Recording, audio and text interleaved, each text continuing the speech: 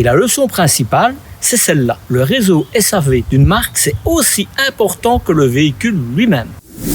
Tu viens d'acheter un véhicule neuf. Il y a un problème. Il est sous garantie. Simple, non? Pas forcément.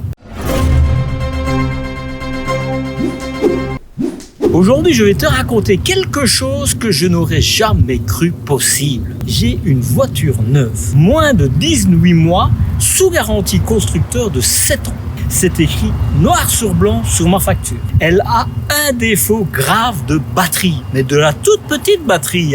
Et pendant plus de 2 mois et demi, même 3 mois maintenant, personne ne s'en occupe. Ni le garage, ni l'importateur, personne. J'ai dû ici apprendre à me battre. Et ce que j'ai appris, tu en auras peut-être besoin un jour. Parce que ce que je vais te montrer aujourd'hui, ce n'est pas juste mon histoire. C'est plutôt un guide, tes droits, tes recours, les erreurs à ne pas faire. Tout ça dans l'ordre, évidemment. Le contexte. Novembre 2024, j'achète une MG3 en Belgique. Je vivais là-bas à l'époque. Belle voiture, prix correct et surtout une garantie constructeur de 7 ans. Je m'installe fin 2025 dans les Pyrénées-Orientales près de Perpignan. Le problème, début avril, la batterie est à plat. La voiture ne démarre pas. Je recharge, ça repart. Après 1h30 de route, mon tableau de bord affiche batterie faible, démarrer le moteur. 1h30 de conduite et la batterie n'est pas rechargée. Ça, c'est un problème de batterie fatiguée.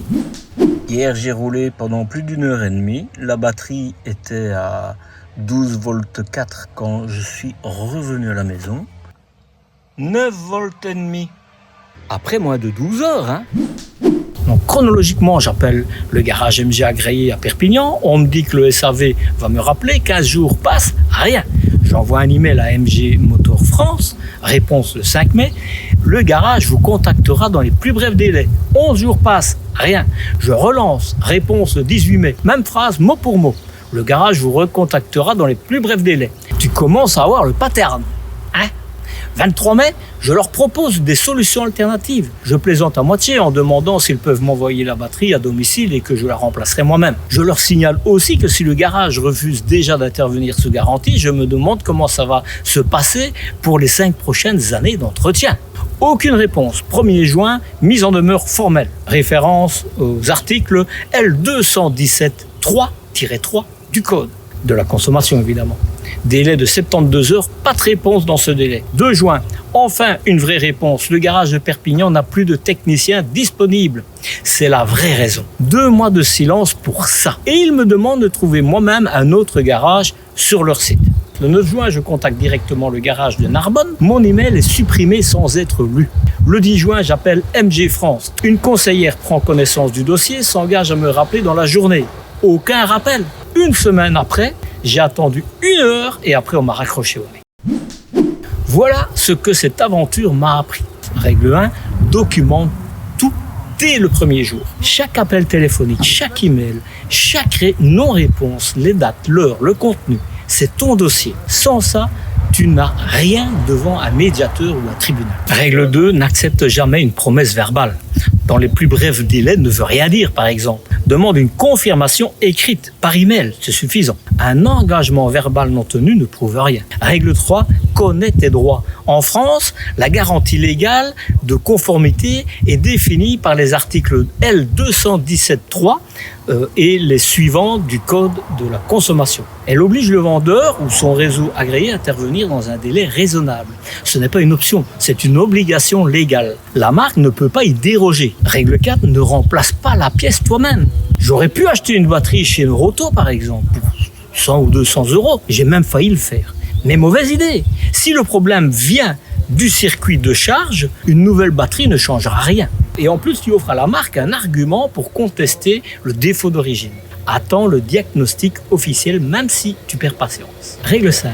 Escalade méthodiquement. D'abord le garage, puis l'importateur, puis la mise en demeure formelle avec la référence légale et les délais explicités. Si ça ne suffit pas, tu passes au recours officiel. Il existe des recours gratuits et efficaces que la majorité des gens ne connaissent pas. Signal Conso, c'est le site officiel de la DGCCRF, la Direction Générale de la Concurrence et de la Consommation et de la Répression des Fraudes. Tu décris ton problème en 10 minutes, tu désignes l'entreprise et tu l'envoies. L'entreprise reçoit une notification de signalement, les enquêteurs aussi. L'adresse signal.conso.gouv.fr. Dans mon cas, MG Motor France a officiellement pris connaissance de mon signalement. Pas juste un mail entre particuliers, c'est un document dans le registre officiel. Il y a aussi la CMFM, le médiateur des constructeurs automobiles. Si tu as un litige avec un constructeur ou un importateur, c'est lui qui est compétent. Gratuit, en ligne, et les constructeurs sont tenus d'y participer. Il y a le médiateur de Mobilance. Pour les litiges avec un distributeur ou un garage à créer, même principe, même gratuité. L'adresse médiateur-mobilance, donc il y a s.fr. Vérifie d'abord que le garage est un adhérent Mobilance. L'information doit figurer sur leurs documents commerciaux. Et puis il y a le siège européen. Si l'importateur national ne répond plus, il y a le niveau au-dessus. Dans mon cas, c'est SAIC Motor Europe Amsterdam. Un document avec toute la chronologie envoyé directement au-dessus de la tête de la filiale française. Ça change la nature du message. Une filiale qui ignore un client, c'est une chose.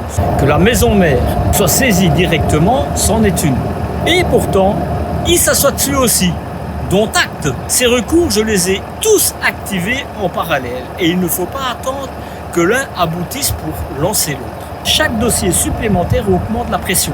Et la pression, c'est ce qui fait bouger les choses quand les promesses ne suffisent pas. Bilan, pratiquement 3 mois, des dizaines d'emails, des heures perdues et une voiture que je dois recharger manuellement à chaque utilisation. Actuellement, ce que ça m'a coûté en argent, 0. La garantie couvre tout. Ce que ça m'a coûté en termes de temps et en énergie, ça c'est beaucoup. Et c'est pas remboursé. Et la leçon principale, c'est celle-là. Le réseau SAV d'une marque, c'est aussi important que le véhicule lui-même. Avant d'acheter, vérifie qu'il y ait un garage agréé, compétent, à distance, raisonnable. Et ça, c'est un point commun avec les camping-cars. Il ne faut pas que ce soit juste une adresse sur un site. Un garage avec des techniciens formés et surtout disponibles. Dans mon cas, il n'y en avait pas. Si tu as vécu une situation similaire ou une garantie constructeur non respectée, dis-le-moi en commentaire. Et si cette vidéo peut éviter les erreurs que j'ai commises, comme par exemple avoir trop confiance par rapport à ce qui m'a été dit verbalement et sans vérifier le réseau, et pourtant je vous le dis toujours dans toutes mes vidéos pour les camping-cars, eh bien, elle aura servi à quelque chose. Like si le contenu t'a été utile, partage autour de toi et inscris-toi à ma newsletter pour d'autres informations. Le lien évidemment est en description. Allez, profite de la vie parce que la vie est bien trop courte. Prends soin de toi. Ciao, ciao.